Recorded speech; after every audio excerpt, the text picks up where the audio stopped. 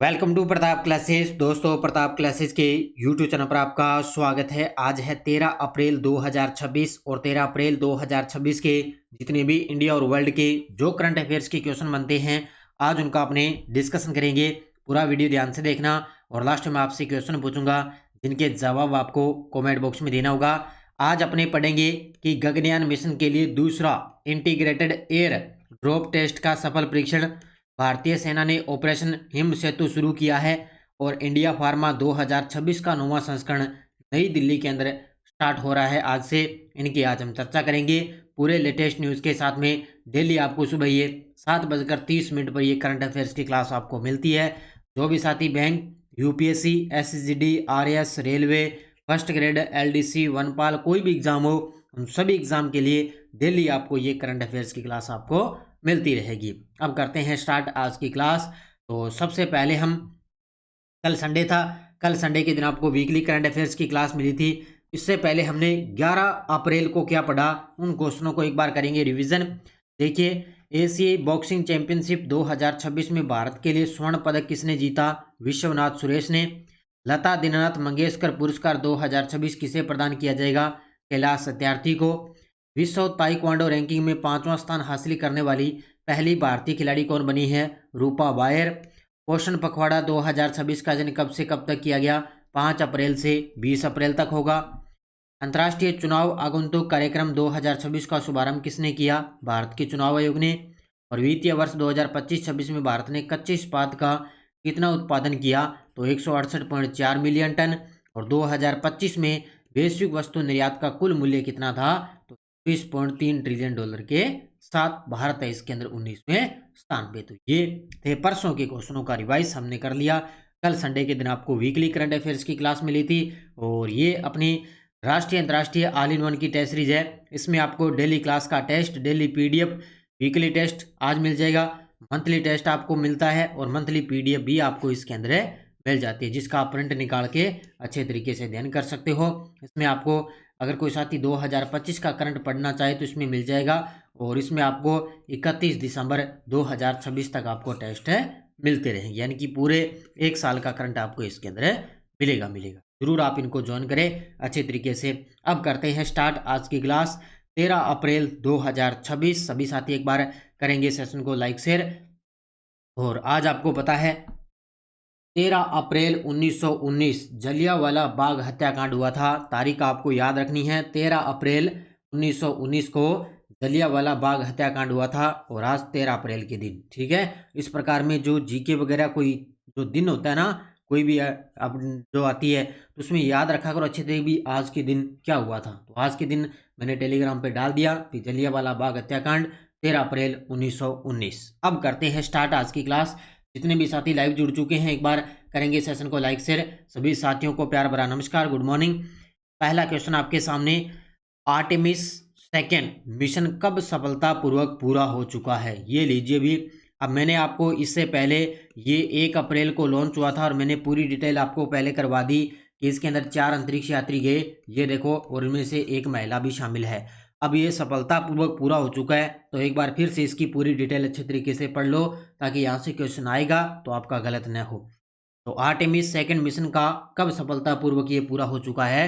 तो 11 अप्रैल 2026 को। कब है? 11 अप्रैल 2026 को ये मिशन है, ये सफलतापूर्वक पूरा हो चुका है। अब देखो डिटेल आपके सामने।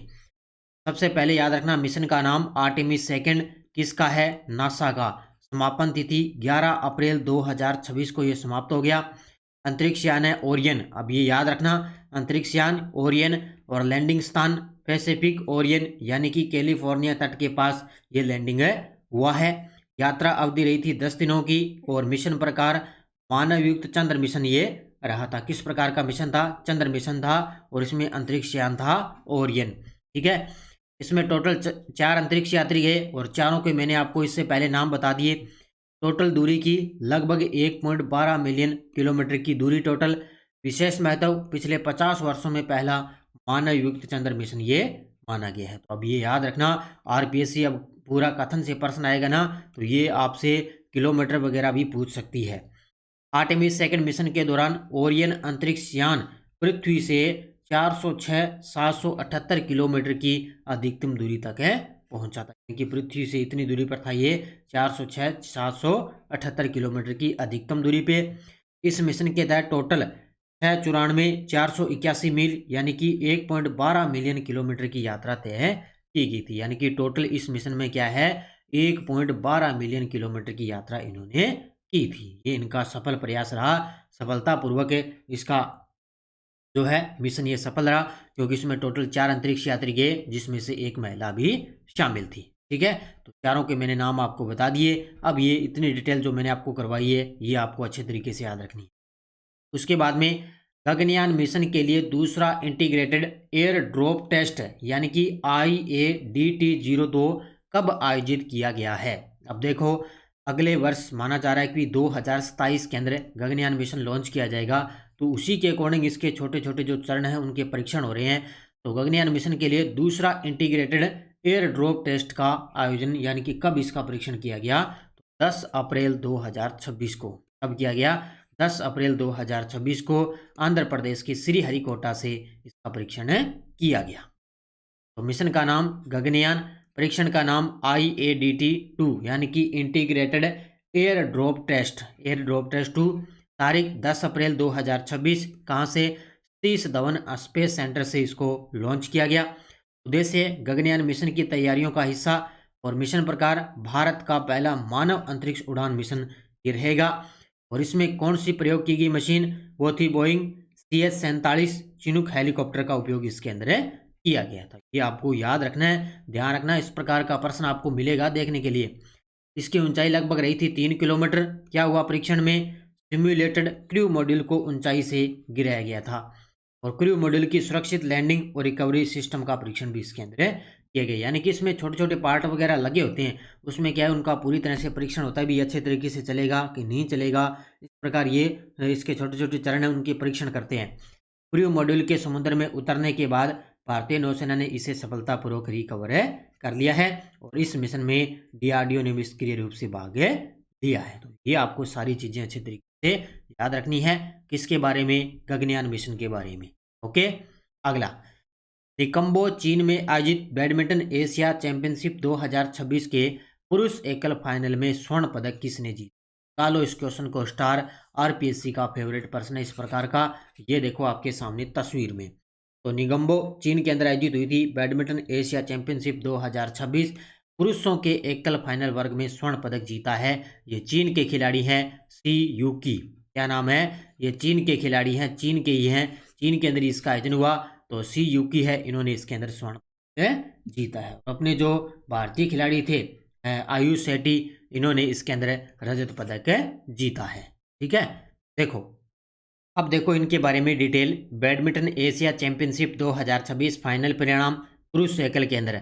अब देखो विजेता इसके अंदर है, गोल्ड मेडल जीता सी यूकी चीन के खिलाड़ी। उप विजेता रहे थे अपने भारतीय खिलाड़ी। सिल्वर मेडल जीता आयुष शेट्टी ने भारत के खिलाड़ी। अब अपने लिए तो आपको पता है अपना जो भारत का खिलाड़ी है वो ही महत्वपूर्ण है। तो इसके अंदर आयुष शेट्टी ने कौन सा पदक जीता, सिल्वर। तो अब देखो आयुष शेट्टी ने पुरुष सिंगल्स क्वार्टर फाइनल में वर्ल्ड नंबर वन यानी कि वर्ल्ड नंबर 4 खिलाड़ी जोनाथन क्रिस्टी को सीधे गेम में हराया था। अब देखो क्वार्टर फाइनल के अंदर इन्होंने किस खिलाड़ी को हराया, जोनाथन क्रिस्टी को।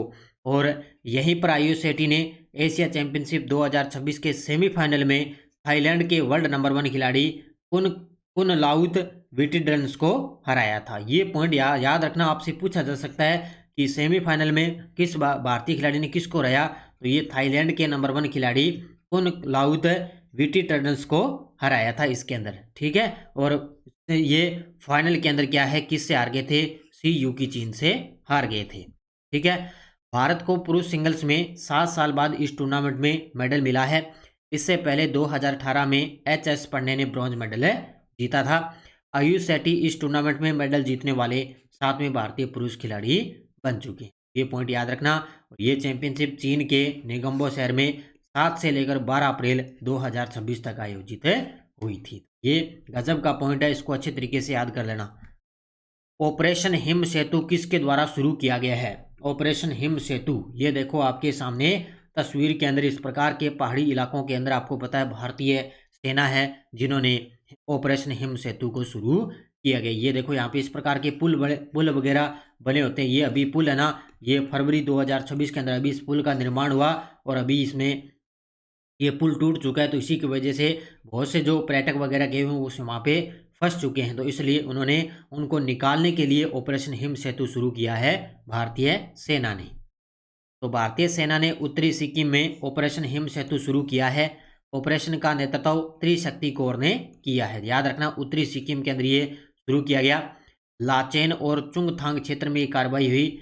भूस्खलन और भारी बर्फबारी के कारण ये गंभीर स्थिति बनी है और सड़क संपर्क लाचेन चुंगथांग मार्ग पर ये टूट चुका है। यानी कि पुल वगैरह बना हुआ था वहाँ पे वो टूट चुका है और यहाँ पे सभी जो फंसे जो पर्यटक हैं उनको सुरक्षित रूप से निकाला जा रहा है। तो इस अभियान के तहत 1321 पर्यटकों और 84 स्थानीय निवासियों को सफलतापूर्वक सुरक्षित से निकाला जा चुका है। यानी कि जो पर्यटक गए हुए हैं, जो वहाँ पे जो स्थायी निवासी वो रह रहे हैं, उनको वहाँ से अच्छी तरीके से निकाला गया है। ठीक है।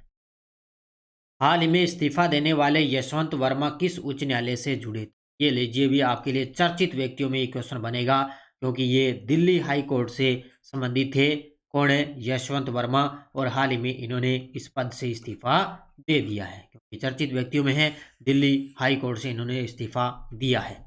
देखो, व्यक्ति है यशवंत शर्मा, पूर्व दिल्ली हाई कोर्ट के जज थे। इस्तीफा दिया है भारत की राष्ट्रपति द्रौपदी जी मुर्मू को और इस्तीफे का कारण सरकारी आवास से कथित जली हुई नकदी बरामद होने से जुड़ा विवाद। इसके कारण इन्होंने इस्तीफा दे दिया।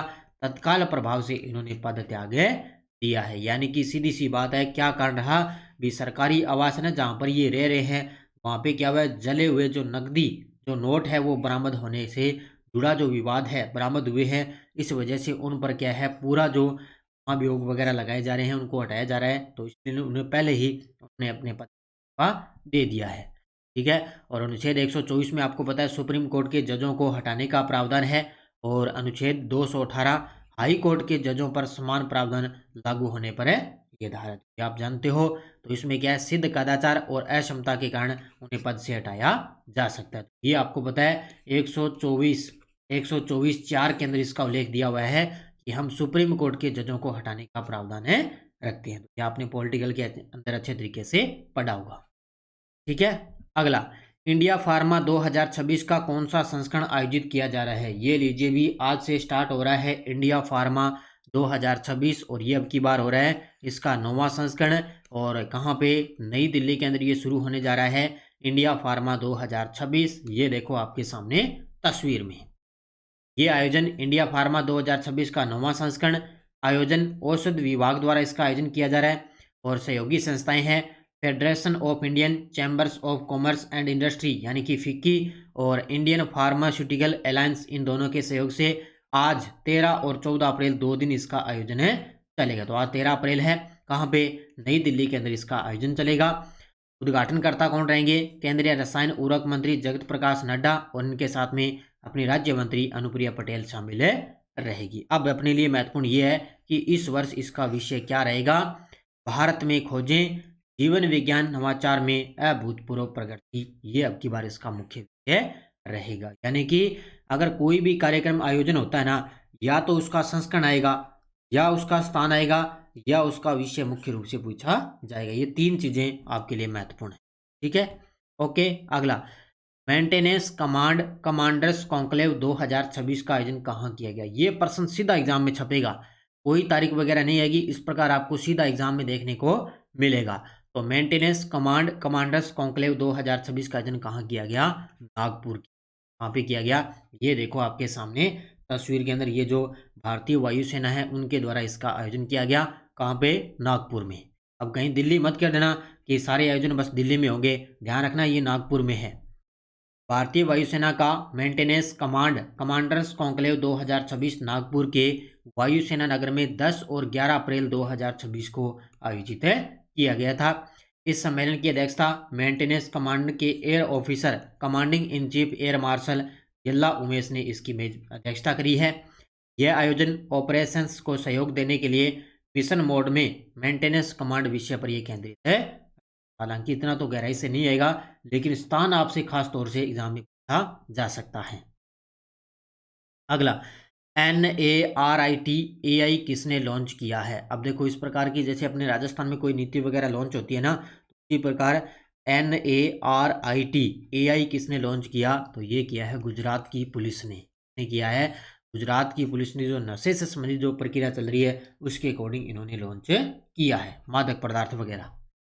तो लॉन्च करने वाली संस्था है गुजरात की पुलिस। क्या लॉन्च किया? इस टूल का नाम है NARIT AI टूल है ये। इसमें नारकोटिक्स एनालिसिस और RAG आधारित जांच टूल रहेगी ये। इसमें घोषणा हुई है अभी 10 अप्रैल 2026 को कि नारकोटिक्स यानी कि मादक पदार्थ से जुड़े मामलों से इसमें इसकी प्रक्रिया रहेगी और तकनीक रहेगी AIC यानी कि आर्टिफिशियल इंटेलिजेंस की। विशेष तकनीक NARITI यानी कि रिट्रीवल ऑगमेंटेड जनरेशन से संबंधित रहेगी और भारत की पहली कानून प्रवर्तन एजेंसी बनी है जिसने नारकोटिक्स मामलों में उन्नत AI का उपयोग किया है। तो आपको पता है आजकल AI का ज़माना है तो सब कुछ AI से सिस्टम होने लगा है। ठीक है, अब देखो आपके सामने वन लाइनर करंट, और ये अब की बार जो अपनी 2.0 बुक आएगी ना फर्स्ट ग्रेड की, उसके अंदर आपको इस प्रकार ये वन लाइनर भी आपको अपडेट मिलेंगे। मुंद्रा पोर्ट भारत के सबसे बड़े ऑटोमोबाइल एक्सपोर्ट हब के तौर पर उभरा है। इस पोर्ट ने एक ही जहाज में 6008 कारों को भेजकर एक नया राष्ट्रीय रिकॉर्ड बनाया है। तो ये आपको याद रखना है। वित्तीय सेवा विभाग द्वारा उदयपुर राजस्थान में 9 से 10 अप्रैल 2026 को देश के विकास में भारतीय भाषाओं का योगदान विषय पर 2 दिवसीय राजभाषा सेमिनार का आयोजन किया गया। तो उदयपुर के अंदर आयोजित हुआ है 9 से 10 अप्रैल 2026 को 2 दिवसीय राजभाषा सेमिनार का आयोजन हुआ। इसके अलावा अंतर्राष्ट्रीय मुद्रा कोष के अनुसार यूक्रेन है वो यूरोप का सबसे गरीब देश है जहां प्रति व्यक्ति आय लगभग $6067 प्रति वर्ष है। ठीक है, किसके अनुसार है? अंतर्राष्ट्रीय मुद्रा कोष के अनुसार। भारत के संविधान का नवीनतम संस्करण सिंधी भाषा में और देवनागरी और फारसी दोनों लिपियों के अंदर जारी हुआ है। और बेंगलुरु का केम्पागोड़ा अंतर्राष्ट्रीय हवाई अड्डा देश का पहला एयरपोर्ट बना है जहां अंतर्राष्ट्रीय यात्रियों को पूरी तरह कॉन्टिक्लेटस यात्रा की सुविधा दी जाएगी, यानी कि कॉन्टेंट कलेक्टस की यात्रा की सुविधा मिलेगी। कहाँ पे? बेंगलुरु का केम्पेगौड़ा अंतर्राष्ट्रीय हवाई अड्डा। ये आपको अच्छे तरीके से याद रखने हैं। कई बार क्या जो चीज़ें आपको वन लाइनर करवानी होती ना वो वन लाइनर ही आपको करवाई जाएगी। इसके अलावा आपको ज़्यादा डिटेल पढ़ने की जरूरत नहीं है। ये टेलीग्राम ग्रुप है, कोई सूचना कोई लिंक कोई नोटिफिकेशन सब आपको टेलीग्राम पे सूचना मिल जाती है। कल मैंने ऐसा एग्जाम के अंदर आए हुए क्वेश्चन मैंने आपको क्लास दे दी थी, लाइव क्लास दी थी, वो आप जरूर देख लेना। पिछले वीडियो का क्वेश्चन क्या था? त्रिसेवा संगोष्ठी रण संवाद का आयोजन कहाँ हुआ गया? बेंगलुरु के अंदर इसका आयोजन हुआ। और अब देखो क्वेश्चन फॉर यू, भारत और मिस्र के बीच संयुक्त विशेष बल अभ्यास साइक्लोन 4 का चौथा संस्करण कहाँ हो रहा है? 1 से 7 अप्रैल, 5 से 12 अप्रैल, 9 से 17 अप्रैल, 10 से 18 अप्रैल, और हो रहा कहाँ पे है? इसका जवाब आपको कमेंट बॉक्स में देना है। और यस्टरडे डोज ये SI एग्जाम के अंदर ये प्रश्न आए थे। अनुच्छेद 356 के दिन राष्ट्रपति शासन की उद्घोषणा के प्रवर्तन के दौरान राजस्थान के राज्यपाल नहीं थे। अब ऑप्शन में ये था वसंतराव पाटिल, बाकी तो ये है ही, रघुकुल तिलक है, कोई धनिकलाल मंडल है, वो तो थे ही आपको पता है। ये ऑप्शन में था तो ये नहीं था। ठीक है, राजस्थान विधानसभा के विभिन्न सदनों में नेता प्रतिपक्ष के संबंध में प्रथम सदन में कौन थे? जसवंत सिंह। तीसरे सदन के थे लक्ष्मण सिंह, और 7वें सदन में थे भैरव सिंह शेखावत, और 9वें सदन में कौन थे? हरिदेव। ये प्रश्न दोबारा रिपीट होगा और उसके बाद में दूसरा 5वां वगैरह ना, ये सारे अच्छे तरीके से पढ़ लेना भाई। अब सम्मिलित करना क्वेश्चन आता है सीधा यहाँ से। और अब देखो नेक्स्ट डोज, ये भी ऐसा एग्जाम के अंदर ये प्रश्न आया था। राजस्थान राज्य वित्त आयोग के अध्यक्ष, प्रथम अध्यक्ष कौन थे? दूसरे अध्यक्ष कौन थे? तृतीय अध्यक्ष कौन थे? और चौथे अध्यक्ष कौन थे? और वर्तमान में अध्यक्ष कौन है वित्त आयोग के 7 नंबर के, वो आपको बताना है। ठीक है, ये भी क्वेश्चन ऐसा एग्जाम के अंदर आया था। इसमें पूछा गया था भी कौन सा सम्मिलित नहीं है। तो ये आपको याद रखना है अच्छे तरीके से। ठीक है, इनका जवाब आपको कमेंट बॉक्स में देना है।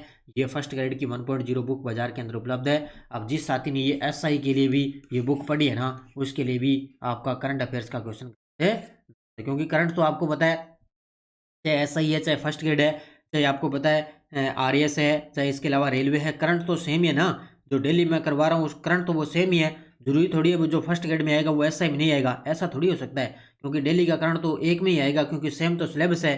ठीक है, तो ये बुक आपके लिए SI वाले भी जिन्होंने पढ़ी उनके लिए भी अच्छे तरीके से रामबाण साबित है, और फर्स्ट ग्रेड में तो ये आपके लिए अच्छे तरीके से यूजफुल रहेगी। और ये अपने फर्स्ट ग्रेड की करंट की टेस्ट सीरीज भी चल रही है, और सेकंड ग्रेड शिक्षक पीटीए थर्ड ग्रेड की है, एलडीसी है, सीएटीए, इन सब की टेस्ट सीरीज है, इनको आप लेके अच्छे कर सकते हो। ये थी आज की अपनी क्लास। सभी साथी करेंगे वीडियो को जाते जाते लाइक शेयर। धन्यवाद। जय हिंद, जय भारत, जय राजस्थान।